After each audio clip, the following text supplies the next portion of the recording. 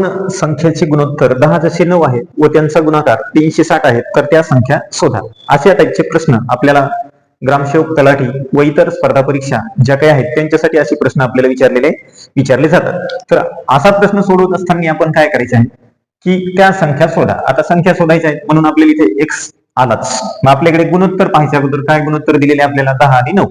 मग आपण गुणोत्तर 10 आणि 9 आणि त्यांचा गुणाकार आहे. बेरीज असेल तर बेरीज वापरा, गुणाकार असेल तर गुणाकार. मग 10x गुणिले 9x बरोबर 360. या दोन्हीचा गुणाकार करा. 10 9 90, 90x चा स्क्वेअर बरोबर 360, त्याचा वर्ग झाला.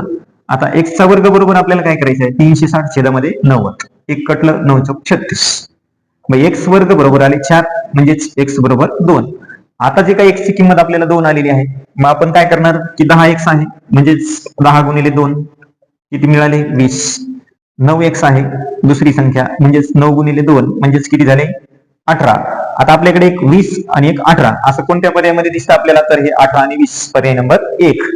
अशा पद्धतीने आपल्याला हे काही सेकंदामध्येच प्रश्न सोडवता येतात.